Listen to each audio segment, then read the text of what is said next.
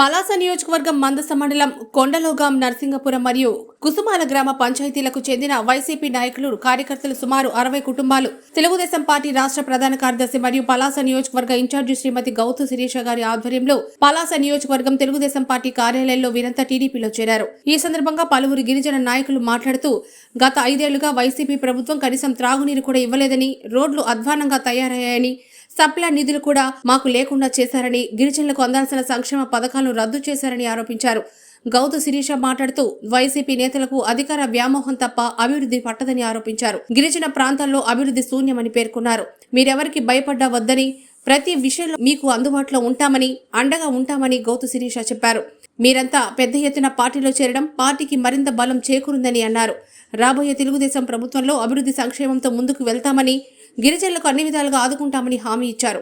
తెలుగుదేశం పార్టీలో చేరిన వైసీపీ నాయకులు మాట్లాడుతూ గత ఎన్నికల్లో వైసీపీ గెలుపు కోసం ఎంతో కష్టపడి పనిచేశామని, స్థానిక మంత్రి అప్పలరాజు గిరిజన ప్రాంతాల్లో ఈ 5 ఏళ్లలో అభివృద్ధి చేయలేదని ఆవేదన వ్యక్తం చేశారు. ఈసారి కలిసికట్టుగా పనిచేసి శిరీష గారిని గెలిపించి తీరుతామని తెలిపారు. గత మనం వింటున్నది ఇప్పటికీ కూడా సమస్యలు అనేవి తీరడమే లేదు. కాబట్టి మేము ఎవరి బలవంతంగా మేము రాలేదు. మేము మనస్ఫూర్తిగానే మా శిరీషమ్మని గెలిపించుకోవడానికి మేము ముందుకు వచ్చాం. ఈసారికి అతను సిద్ధం అంటున్నారు, కానీ మేము యుద్ధానికి సిద్ధం.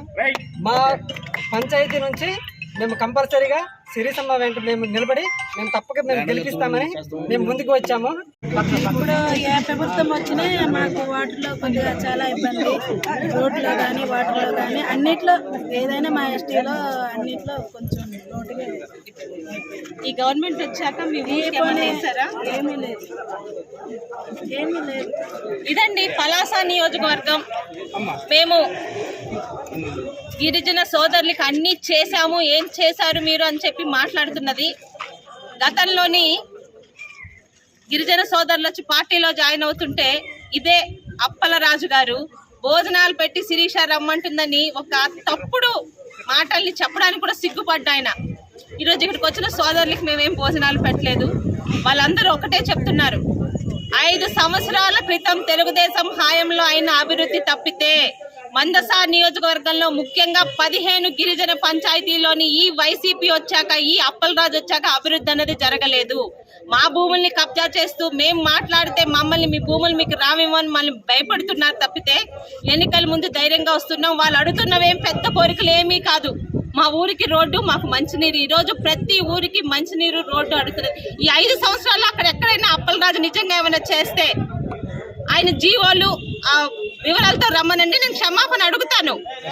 ఏమీ చెయ్యకుండా ఇక్కడున్న ఐటీడీఏని తీసి పక్కకు పంపించేసిన వైసీపీ ప్రభుత్వానికి మాట్లాడితే పోలీసులు చుట్టుపెట్టుకొని అబద్ధాలు ఆడుతున్న అప్పలరాజు గారికి ఇద్దరికి పెద్ద తేడా లేదండి. ఒక మామూలు 2 కోరికలతో వచ్చారు. ఖచ్చితంగా ఎన్నికలైన ఈ ముందు వచ్చుంటే ఇంకా బాగుండేది. ఎందుకంటే ఈరోజు అప్పలరాజు చేయకపోయినా మాకు ఒక ఎంపీ రామ్మోహన్ నాయుడు గారు ఉన్నారు. వాళ్ళు అడిగిన కోరికలు కూడా చాలా చిన్నవి, ఎంపీ ల్యాండ్స్లో అయిపోయేవే. కానీ వాళ్ళు లేటుగా రావడం వల్ల ఇంకొక 4-5 రోజులు ఎలక్షన్ కోడ్ వస్తుండడం వల్ల ఏం చేయలేకపోతున్నాం. ఎన్నికలైన 45 రోజుల లోపల, గవర్నమెంట్ ఫామ్ అయిన 45 రోజుల లోపల మొదటి పన్ను వీళ్ళ గ్రామంకే చేస్తామని మీ అందరు సాక్షిగా మాట్లాడుతున్నారు.